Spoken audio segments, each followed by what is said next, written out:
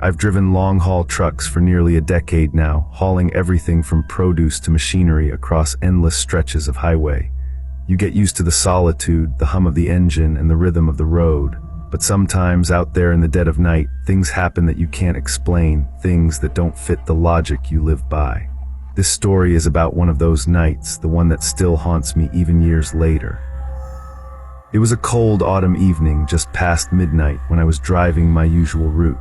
The sky was pitch black except for the faint glow of my headlights cutting through a light fog rolling off the plains. My rig was heavy, loaded with electronics bound for a distribution center several states away.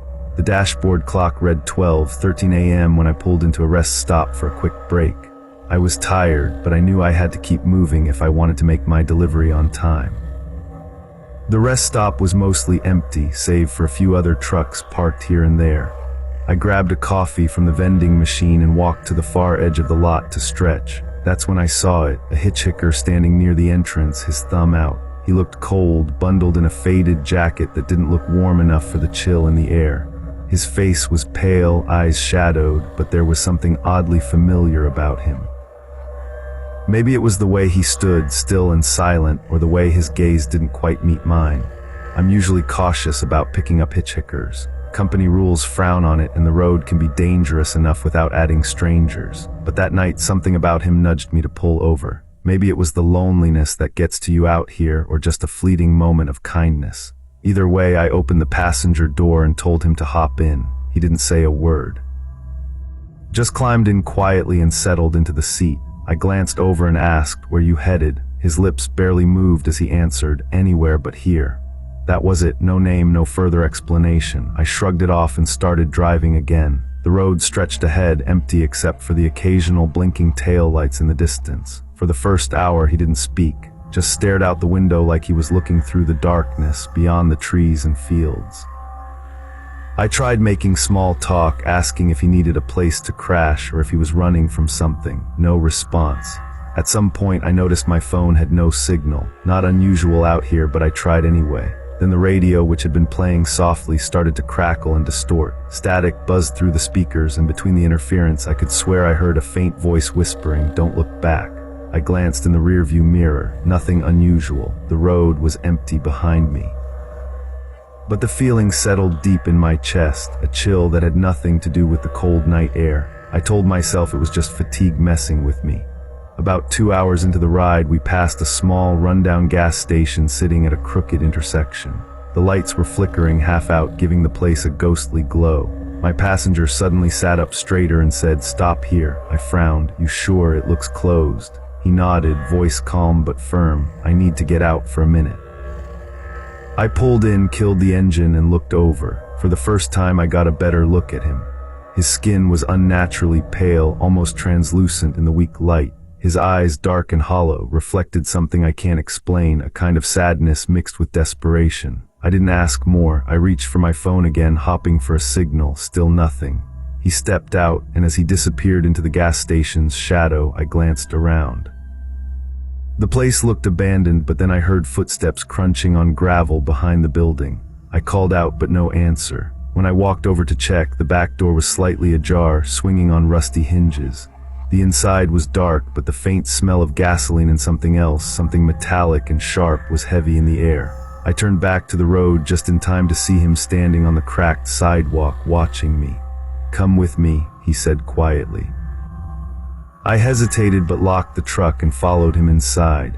The building was empty except for a single, flickering fluorescent light overhead and a dusty counter stacked with old newspapers and candy wrappers.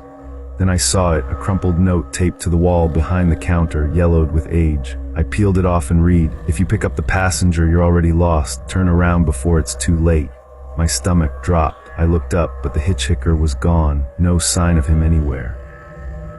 The door I just entered through slammed shut behind me with a force that made the floor shake. I scrambled to open it, but it was locked tight. I pounded on it, yelling for help. No response. That's when the lights went out. The darkness was absolute, and the only sound was my own breathing, ragged and fast. I fumbled for my phone, but still no signal, no light. Then from somewhere deep in the shadows, I heard it, whispering voices, dozens of them, overlapping in a cold, unintelligible chorus. Backed away, heart hammering. The air grew colder, almost freezing. Suddenly, a sharp, metallic clink echoed in the silence, followed by slow footsteps moving closer. I wanted to scream, but my voice caught in my throat. The footsteps stopped right in front of me. I braced myself. Then a whisper so close I could feel the breath on my skin. "You should have never stopped." The lights flickered back on. The door was unlocked, and I didn't waste a second. I ran out into the night and jumped into my truck. The seat was empty, no sign of the hitchhiker. I slammed the door, started the engine, and floored it out of there. As I drove, I kept glancing in the passenger seat, half expecting him to be there. But all I saw was the empty space, bathed in the weak glow of my dashboard lights. When I finally pulled into the distribution center hours later, exhausted and shaken, I found a small envelope on the passenger seat. Inside was a single photo, a faded Polaroid of me sleeping in the cab of my truck. The timestamp read 3:07 a.m., the time when I'd been locked inside that gas station. My eyes were closed, but there was something wrong. A faint, blurry figure loomed behind me in the photo, like a shadow I hadn't seen. I never saw the hitchhiker again. No matter how many miles I cover or how many stops I make, I can't shake the feeling that someone or something is riding with me in the passenger seat. Sometimes when the radio crackles and the night is still, I swear I hear that whisper again, "Don't look back." I quit that route not long after and switched to local runs, but the road never quite feels empty anymore. The money was good, too good to ignore. Sometimes a check for over $3,000 shows up in my account from a company I don't recognize. No contracts, no emails, no calls, just the money. I never touch it, but it's there every month like clockwork. If you're ever driving late at night and see someone hitchhiking, think twice before you stop. Because once you do, you might find yourself on a ride you can't escape. And if you're lucky, you'll never see the last passenger who climbs in, because the road, it doesn't forget, and neither does he.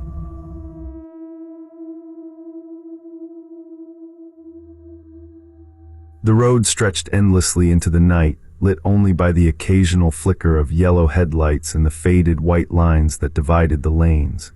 It was a lonely highway, quiet, forgotten, and unsettling in the way silence could sometimes scream louder than chaos. "My name's Ben," I said, glancing up at the rearview mirror.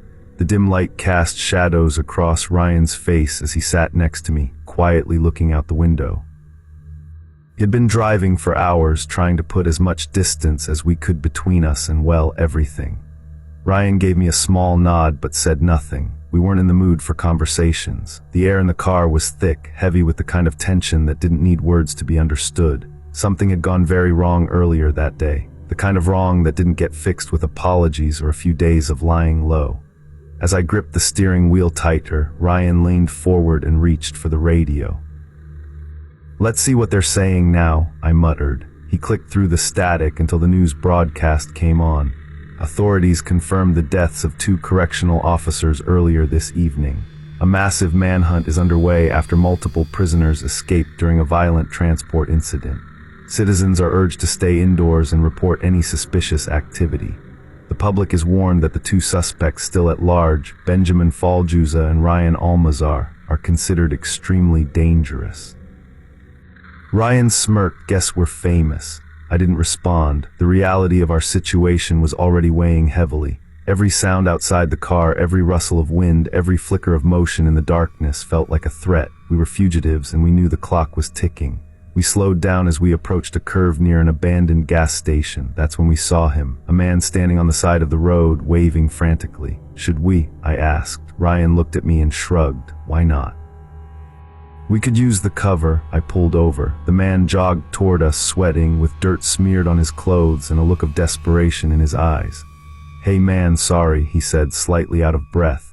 "My car overheated a few miles back. Can you take me to the next town or anywhere with a phone?" "Sure," I said without hesitation. "Hop in." He slid into the back seat next to Ryan and exhaled deeply. "Name's Clint," he said. "Appreciate this. Didn't think I'd get a ride this late." "Ben," I replied. "That's Ryan." We drove in silence. Clint kept wiping his forehead and shifting in his seat like he couldn't get comfortable. After a while, the news continued on the radio, a tone of urgency in the announcer's voice. Latest update confirms that only 2 prisoners remain at large. They're believed to be traveling together and are armed and extremely dangerous. Their names are Benjamin Faljuza and Ryan Almazar. Citizens are advised not to approach and to contact authorities immediately if seen. Clint's entire demeanor changed. His back straightened slightly. The sweat on his face wasn't just from exhaustion anymore. His breathing became shallow. He glanced between Ryan and me, his eyes flickering with fear. Ryan chuckled. Looks like we made the news again, Ben. I looked at Clint through the rearview mirror. He was pale now. His lips trembled as he struggled to form a sentence. I don't understand, you guys. Before he could finish, he noticed something in the front passenger seat that made his blood freeze. A man was sitting there unmoving. His head was tilted at a grotesque angle, blood dripping slowly from his temple, soaking his shirt and pooling onto the seat. Clint gasped. "Oh my God, who is that?" "That," I said calmly. "He's the guy who used to own this car, didn't want to lend it to us, but we needed it more." Clint tried to open the door, but Ryan was faster. He yanked Clint back by his shirt and pressed something cold against his side. A knife. "Relax," Ryan said. "Panicking won't help you, you're just going to make this harder." "Please," Clint stammered. "I won't say anything, just let me out. I'll forget I saw you. That's not really how this works," I said, my voice quiet and flat. The radio crackled again. Police discovered an abandoned car believed to have been stolen by the fugitives. The bodies of 2 men were found inside, Michael Chu, the vehicle's registered owner, and Clint Alvarez, a civilian who may have tried to assist them. Law enforcement officials warn the suspects may still be in the area. Clint's eyes widened. What did they just say? "I'm Clint Alvarez. What are they talking about? I'm still alive." "Not for long," Ryan said. "We stopped the car near a wooded area off the highway, the kind of place no one drove through unless they were lost or meant to disappear." I reached under my seat and pulled out a roll of duct tape and a rope. "Look," Clint begged, "I have money. I can give you whatever you want, cash, cards, whatever. I won't go to the cops, I swear, please." "How much?" Ryan asked, raising an eyebrow. "I have like $400 in my wallet. I can transfer more. I just need my phone. Just don't kill me." Ryan looked at me. I gave a slight shake of my head. Too risky. Clint had seen our faces, heard our names, and knew too much. Clint tried to scream, but the sound was muffled by Ryan's hand as I taped his mouth. He kicked and struggled as we dragged him out of the car and into the trees. The forest swallowed us in darkness. We got back on the road a few hours later. The car reeked of blood and sweat, but the windows were rolled down and the wind did its best to cover our tracks. Ryan was quiet again, wiping his hands with an old rag. I tossed Clint's wallet out the window after taking the cash. $400, I muttered. That's what his life was worth. "Cheap," Ryan said. I turned off the radio. We didn't need the news anymore. We were the news. As the sun started to rise in the distance, painting the horizon with streaks of orange and red, I knew this would only get harder. The more we ran, the more the world would close in on us. But for now we had time to disappear, time to become someone else, or maybe time to take another ride. Because out here on the highway, in the darkness, no one was safe, not even the ones who stopped to help.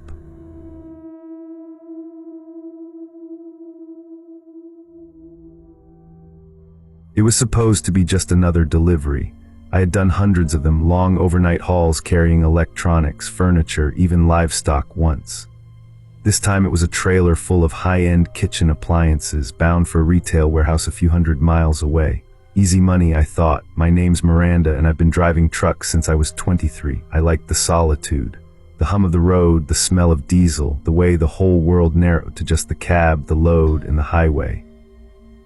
But nothing prepared me for what happened that night along a stretch of blacktop they don't even show on most maps anymore. I left the depot around 8 p.m., hoping to make good time and maybe even get ahead of schedule. They promised me a bonus if I hit my drop-off before noon the next day. That meant an extra $200, and I could use every bit of it. My rig, an old but reliable Peterbilt with a sleeper, was humming along perfectly. The first 100 miles were uneventful. I stopped at a truck stop just after midnight to top off and grab a coffee. The cashier, an older woman with tired eyes and a faded name tag that read Joyce, gave me a strange look as I paid. "You talkin' Route 77 tonight?" she asked. I paused. "Yeah, why?" Joyce hesitated, then leaned forward a little, lowering her voice. You see a mile marker with no number, don't stop, no matter what. I laughed a little, thinking she was trying to spook me. What happens if I do? You won't like the answer, she said, sliding my change across the counter. Plenty don't make it past there. I didn't know if she was serious or just screwing with me, but either way I nodded and walked out. The night was thick with fog now. My headlights barely cut through it as I eased the truck back onto the highway. A couple hours passed. I flipped between podcasts and static-filled country stations, fighting the urge to close my eyes. That's when I saw it, a green sign on the right side of the road, barely visible through the mist. Mile marker, that's all it said. No number. Just a dash. I slowed down instinctively, remembering what Joyce said. A chill ran up my spine, like my body knew something my brain hadn't figured out yet. Then I saw him. A man standing in the road, holding his hand out like he was flagging me down. His clothes were soaked, not from rain, but from something darker, thicker. I couldn't tell if it was blood or oil, but it smeared his shirt and face like war paint. I swerved to avoid him, my tires screeching as the trailer fishtailed slightly behind me. When I looked back in my side mirror, he was gone, just gone, like he'd never been there. I hit the brakes, heart hammering in my chest, but something told me not to stop. I kept driving. A few miles later, I passed another sign, mile marker, again, same style, no number, just the dash. My stomach dropped. That wasn't right. I should have passed mile marker 212 or maybe 213 by then. I reached for my CB radio, but it only buzzed with static.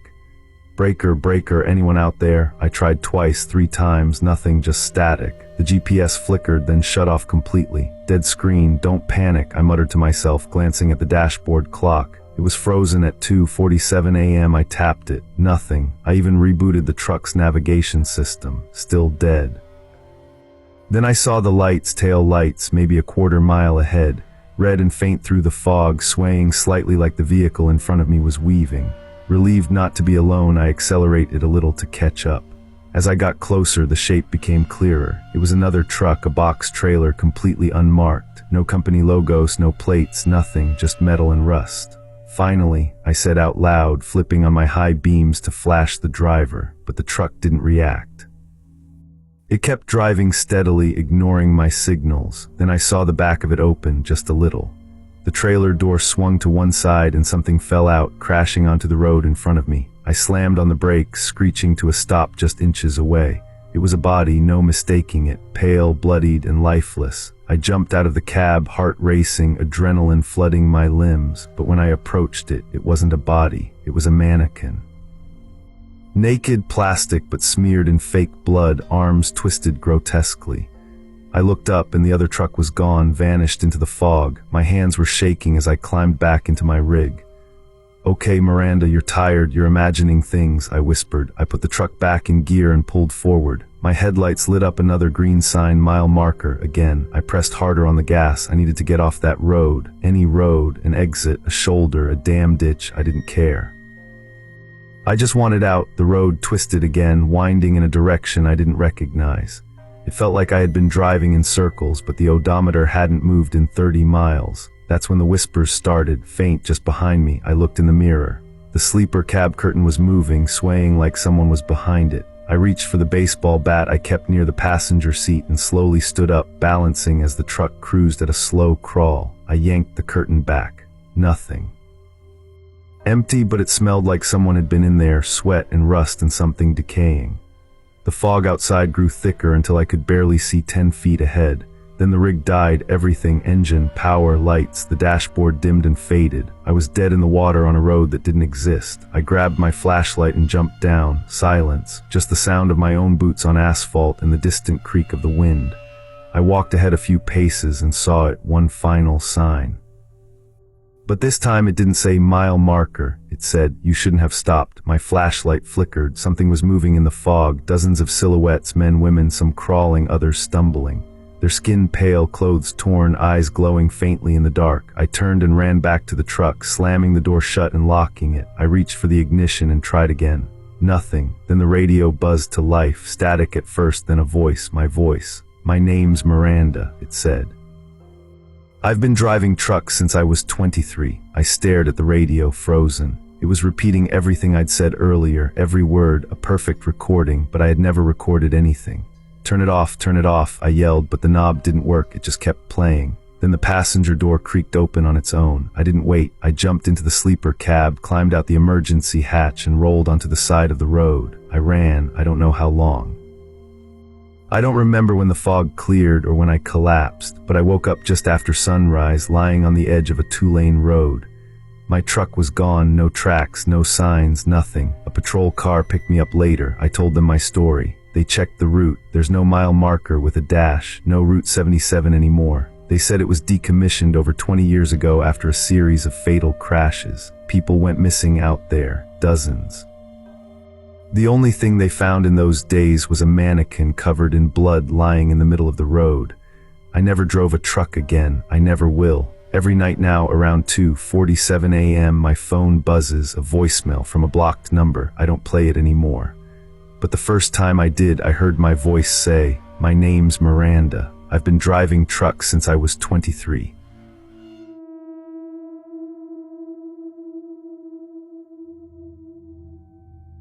I don't talk about this often, but every now and then I'll pass a dark stretch of highway and it all comes rushing back. My name is Jeremy. I used to drive cross-country as part of a subcontracted courier service. Not a big company, just a tight network of drivers who handled specialty items, medical supplies, research samples, confidential cargo, stuff that had to arrive fast, intact, and without anyone asking questions. The job paid well.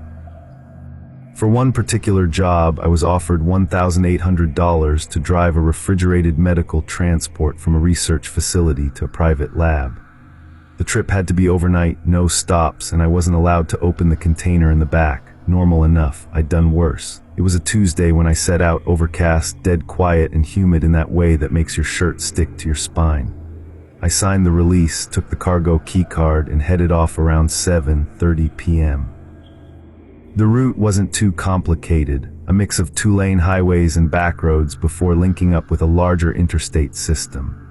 I had strict instructions to avoid toll roads and major way stations. That was fine. I'd done enough hush-hush transports to know the drill.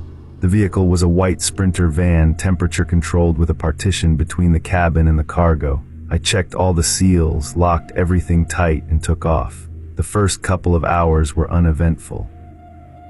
I kept to the speed limit, listened to a true crime podcast, and drank a gas station coffee that tasted like burnt rubber. But then the fog rolled in. It was thin at first, but by 10 p.m. it was like I was driving through milk. My high beams were useless, so I slowed down to about 40 mph. The GPS showed I had another 120 miles to go, but the weird part, my location stopped updating. The arrow just froze. I tapped the screen, nothing. So I rebooted the dash system, but the unit failed to reconnect to any signal. It just displayed a spinning icon, searching. I checked my phone next. Same thing, no bars. No service, just SOS in the top corner. The van began to hum louder than normal. Not the engine, it was something else. The refrigeration unit in the back made a low vibrating sound, deeper than usual. It almost sounded like a growl. At 10:47 p.m. I passed a man standing on the right shoulder, just standing in the fog. He had a coat on, long, dark, head tilted slightly toward the road. I slowed down, rolled down my passenger window a little and shouted, "You okay?" No response. He didn't even flinch. I should have kept going. I wish I had, but something about the way he stood there, so still, got under my skin. Against better judgment, I stopped about 50 yards up and reversed with the hazard lights on. But when I got back to the spot, he was gone. I stepped out and shined my flashlight into the trees and ditch beside the road. Nothing, no footprints, no broken branches, nothing at all. I got back in the van and took off again, now going faster than before. Every few minutes I looked into the side mirror, always half expecting to see someone riding in the back. That's when I noticed it, condensation on the partition window behind me. Like someone inside the cargo area had breathed on the glass. I slammed the brakes. The van skidded slightly. I spun around in the driver's seat. The cargo partition was fogged up from the other side. I hadn't opened that area since I left the facility. I had no passengers. I jumped out and ran around to the back. The external locks were still sealed. I used the key card and entered the code. The locks clicked open and I pulled the door upward. Cold air poured out along with the faint smell of formaldehyde and bleach. The container inside was closed, still bolted. I checked the digital temperature panel, exactly 38 degrees F. I shut the door and resealed everything. Then I stood there a minute and just stared into the fog. As I turned back to the driver's side, I saw something move in the trees across the road. A tall shape, too tall, not animal tall, human tall, but stretched. I only saw it for a second before it stepped back behind a tree. I got in the van and peeled out, tires screeching. I didn't care about the speed limit anymore. I didn't care about the cargo, the bonus, or even the job. I just wanted to get the hell off that road. A few miles down, I saw another figure, again on the shoulder, the same man. I couldn't be sure, but his face was different this time. It looked melted, the features blurred, sagging as if it had been partially erased. He raised his hand as I passed, palm open. I didn't stop. He didn't disappear in my mirror either. I kept seeing him every few miles. Same coat, same height, same blank expression. Then I passed a road sign. Mile marker 303, and 10 minutes later, the same sign again, mile marker 303. I hadn't turned, I hadn't looped, but the road was repeating, every bend, every tree, every eerie curve, over and over. My odometer didn't move either, still stuck on 248.6 miles. I turned off the van, sat in the dark for a while, maybe 15 minutes. Then I heard a noise scratching inside the van from the back. I grabbed the crowbar I kept under the driver's seat and moved slowly to the rear doors. I didn't open them, I just pressed my ear against the metal. Tap, tap, tap. A whisper followed, muffled by the insulation. Let me out. Nope, I got in the front, buckled up, and floored it. The fog grew thicker, my eyes burned. The cabin temperature began to drop, and the breath from my mouth fogged the windshield from the inside. My ears popped like I was driving up a mountain, except the road was completely flat. The final straw came when the man appeared in the middle of the road, arms out like a scarecrow. I swerved, hit a tree. Airbags deployed. The van died. I was dizzy, bleeding from my lip, but I crawled out and limped into the woods, hiding behind a fallen log. I heard footsteps crunching gravel, slow and steady, circling the van. Then a sound I can't even describe, like someone whispering and screaming at the same time. When I opened my eyes again, it was morning. The fog was gone. A ranger in a pickup found me walking barefoot on a dirt road 10 miles from the last known highway. I was taken to urgent care. When the van was recovered, the refrigeration unit was empty. No container, no logs. The tracking system had fried. The company fired me, obviously, told me I breached protocol. But here's the kicker, I was never paid. The invoice for $1,800 was canceled. When I called to argue, the woman who answered said, "Sir, that transport was reassigned. You didn't make the pickup." I told her I had signed paperwork, video logs, the digital keycard. She paused, then said, "We have no record of you being on the manifest that night." I kept the keycard. I keep it in a locked drawer. Sometimes I take it out and look at it. It has no logo, no serial number, just a black magnetic strip. But when I hold it too long, it gets cold, almost like it remembers the road better than I do.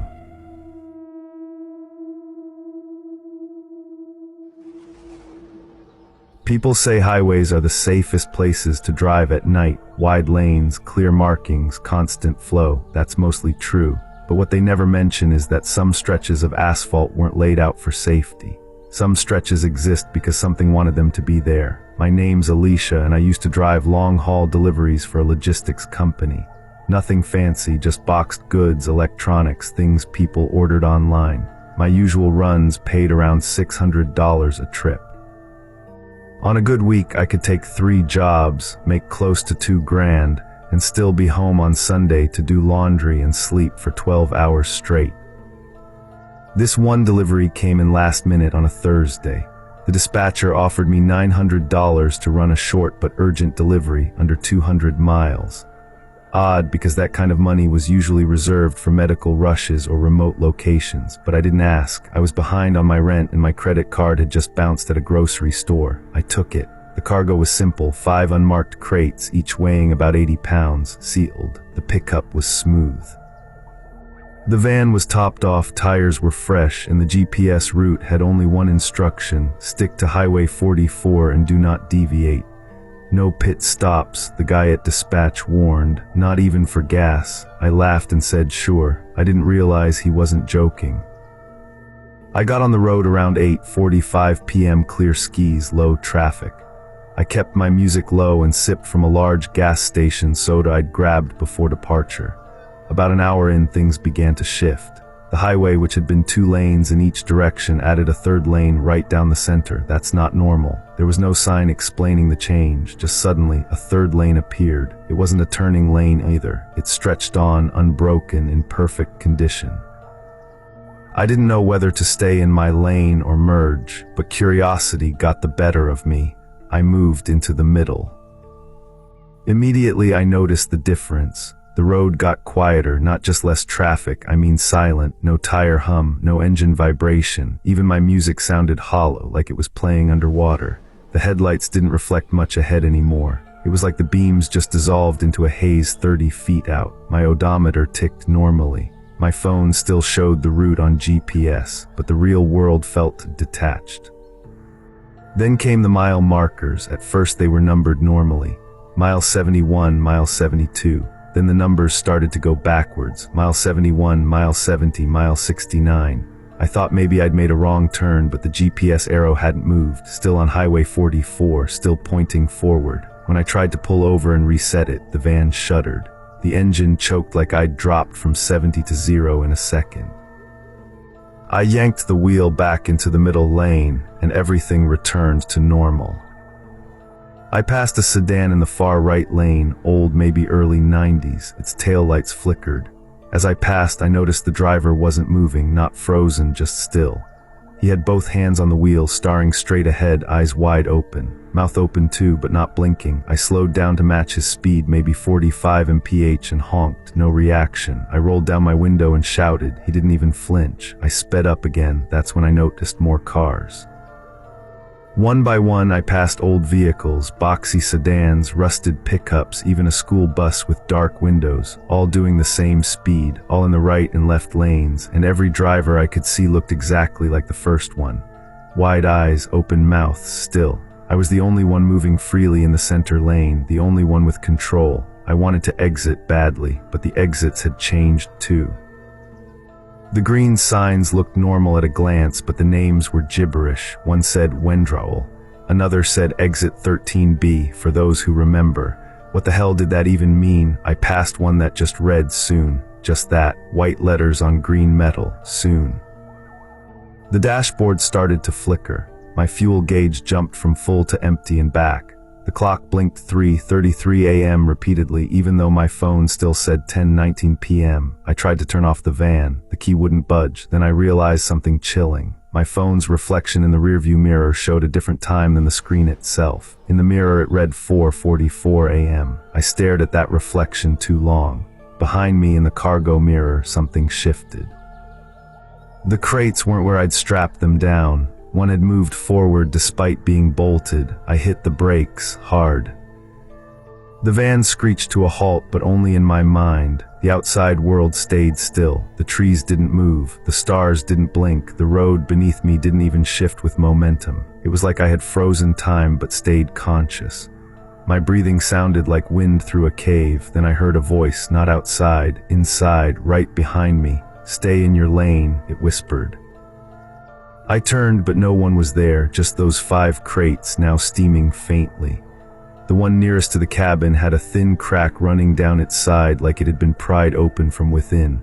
My stomach dropped. I floored it again, tires catching with a violent lurch. This time the van responded like normal. Speedometer climbed. The road moved under me again, but the voice didn't stop. Every few miles it spoke, "Almost there. Keep going, you see now." It was always behind me, always calm, not menacing, just wrong, like it knew me, like it had known me forever. I passed a car that looked like mine, a van, same color, same year, same dent in the rear bumper. I looked inside, no driver. But the windshield had a huge blood smear on the inside, as if someone had hit it head first from within. I couldn't breathe. My hands went numb. Finally, the 3rd lane ended. No transition, no warning, just disappeared. I jerked the wheel to stay in the right lane, and suddenly the sound returned. The road was loud, the engine hummed, my GPS chirped back to life. "Turn right in 800 feet. It was normal again. The next few minutes were a blur. I followed the final directions, pulled into a fenced lot, and dropped off the cargo with a man who didn't ask for ID or signature. He wore a lab coat, but his hands shook the whole time. When I asked what was in the crates, he said, "You didn't open them, did you?" I said no. He nodded and said, "Then don't think about them again."